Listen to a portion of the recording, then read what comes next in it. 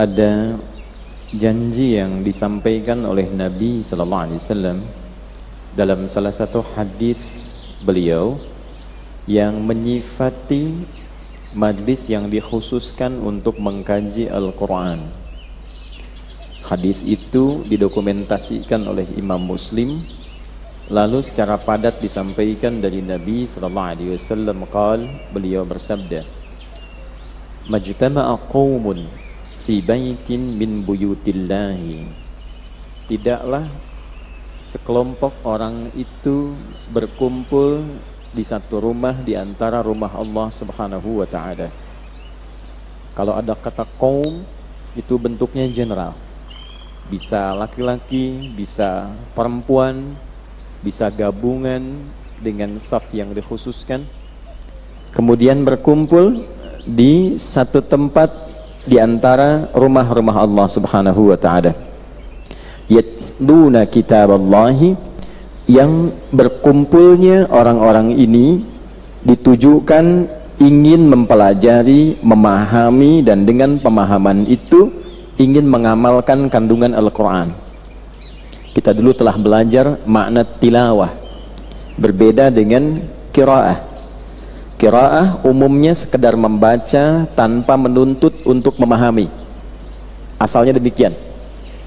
Dari kata qara'a, kata perintahnya iqra, masdarnya ada qiraah. Dulu ada pengajaran untuk dasar membaca Quran, namanya qiraati.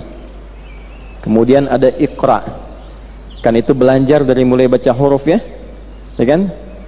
A fathah a, fa fathah fa, sin kasrah i, si, ha disukunkan apa sih gitu kan. Nah, tapi kan kita tidak dituntut untuk memahami apa maksudnya gitu, yang penting bisa baca. Nah, kalau kita ingin naik level untuk memahami apa yang kita baca itu, dan dengan pemahaman itu kita mencoba mengamalkan dalam kehidupan, itu berubah namanya menjadi tilawah. Tala yatlu tilawatan, kata perintahnya utlu. Di hadis ini yang ditampilkan katanya tilawah.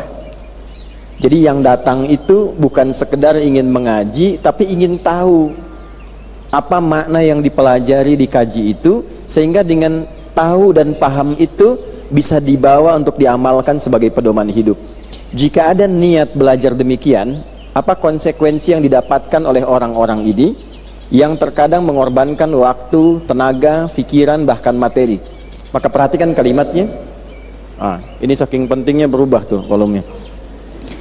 Wa yatadarasunahu fima bainahum, kemudian mereka mengkaji di antara yang hadir itu, illa, kecuali orang-orang itu tanpa kecuali, kalau niatnya benar ya, ghasyiyatuhum rahmah, maka Allah akan memerintahkan untuk menaungkan rahmatnya dalam majlis itu. Jadi siapapun yang terhubung, baik di dalam masjid, di luar tenda, itu ada dalam naungan rahmat Allah Subhanahu wa ta'ala. Tidak cukup dengan amin, sebentar saya teruskan dulu ya. Rahmat itu maknanya bisa tiga. Nah, di tiga inilah Anda meminta.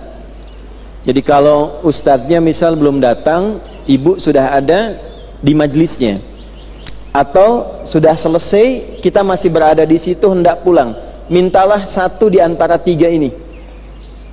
Satu, rahmat itu bisa berarti solusi dari beragam persoalan hidup yang dialami. Jadi tidak ada orang yang hidup yang tidak punya masalah, itu tidak ada. Ini pun seperti hening, diam, belum tentu nggak punya masalah ya. Nah, kemudian ketika Allah ingin menyelesaikan persoalan itu, sebelum solusi yang diberikan rahmat dulu. Ketika rahmat sudah diberikan, ada ketenangan pada jiwa, baru diberi petunjuk untuk mendapatkan solusinya. Itu ada di Al-Quran surah kedua Al-Baqarah di ayat 157. Ulaika alaihim salawatum mir rabbihim wa rahmah wa ulaika humul muhtadun.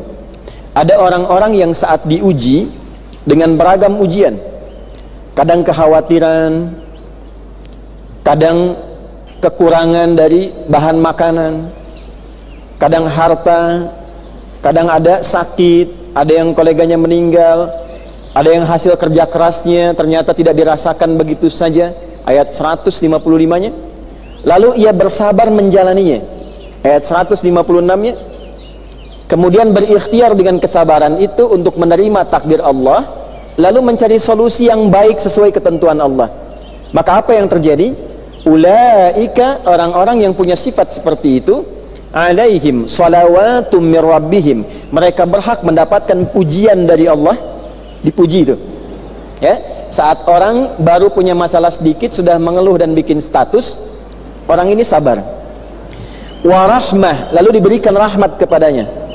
Wa ulaika humul muhtadun, dan mereka itu diberi peluang untuk mendapatkan jalan solusi mengentaskan persoalan hidupnya.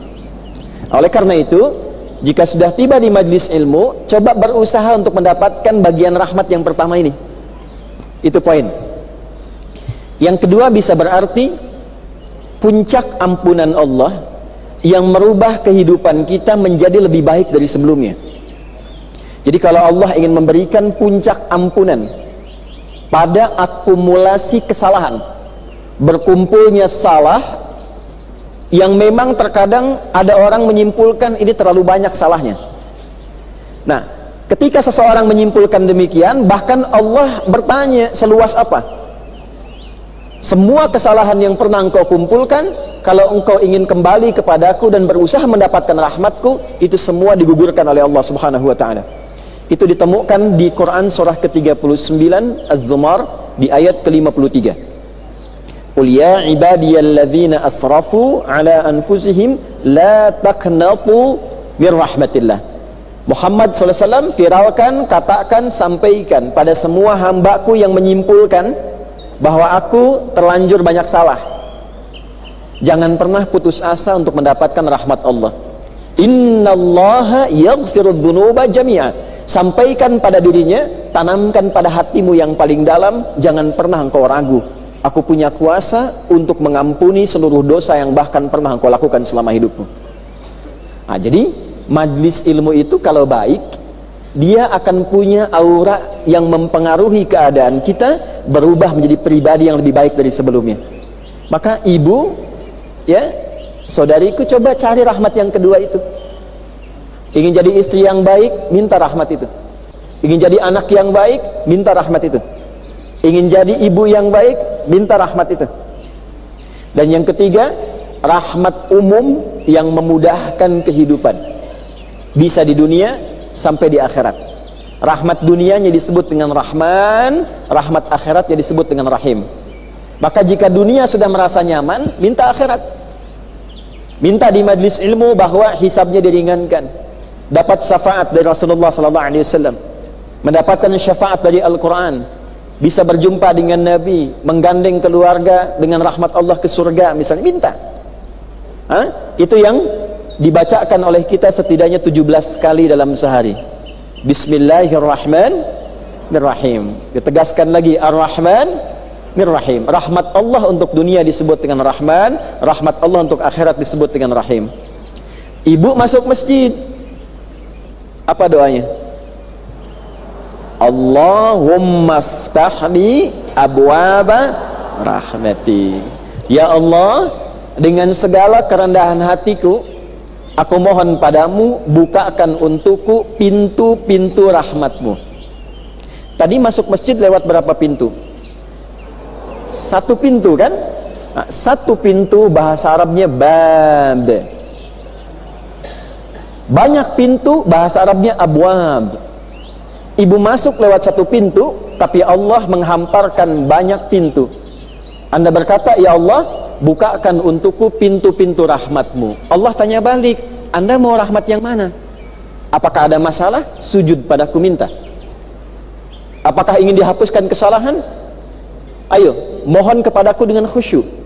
Apakah ingin mendapatkan karunia dunia akhirat? Mintakan kepadaku dengan penuh keikhlasan. Jadi manfaatkan, jangan sampai doanya dibaca tapi permohonannya nggak diminta. Dan di antara keutamaan majlis ilmu itu mempercepat terkabulnya 1 dari 3 permintaan atau ketiganya ketika dimohonkan. Itu janji yang disampaikan di lisan Rasulullah sallallahu alaihi wasallam. Wa nazalat alaihimus sakinah, lalu ditanamkanlah ketenangan kepada jiwa orang yang belajar Quran itu. Jadi kalau belajarnya benar, hati lebih lapang. Ya. Sekaligus begini, sekaligus ini tips ya Bu. Ya, ini ijazah nih ya. Kalau sedang punya masalah, coba buka Quran. Sekali lagi ya. Kalau punya masalah, buka Quran. Awas. Bukan Facebook, bukan Instagram. Oke? Itu baru dipegang, lalu dibuka, itu sudah memberikan getaran ketenangan pada jiwa. Walaupun masalahnya belum selesai. Dan kadang menariknya begini, baru dibuka, tiba-tiba kita buka acak, kok ayatnya bisa relate dengan apa yang kita rasakan gitu. Nah itu diantara keutamaan Al-Quran. Baca, sampai kita merasakan kenyamanan dalam bacaan itu, walaupun solusinya belum datang. Dan ketenangan itu setengah dari solusi yang kita harapkan menyelesaikan persoalan kehidupan. Itu ya. 2. 3. Wa haffathumul malaikah. Majlis itu kalau kajiannya Al-Quran niatnya benar, maka dipenuhi oleh malaikat yang membentangkan sayapnya untuk mengaminkan apa yang dimohonkan oleh para jamaah yang belajar itu. Jadi ketika ibu mengatakan misalnya, ya Allah, mohon berikan saya lembaran kehidupan yang lebih baik dari sebelumnya, malaikat mengaminkan. Cuman sifatnya gaib, sebab kalau tampak ibu bisa pulang. Amin. Akang teh saha? Israel. Yang terakhir, yang keempat, wa dzakarahumullahu fi man 'inda, dan orang itu dipuji, disebut-sebut oleh Allah di sisi makhluk yang di sekitaran arasy-Nya sampai dia selesai belajar. Semoga kita semua yang termasuk di area masjid ini, baik di dalam, di luar sekitaran, yang niatnya belajar betul, mendapatkan karunia yang tadi disampaikan dalam hadis Nabi sallallahu alaihi wasallam.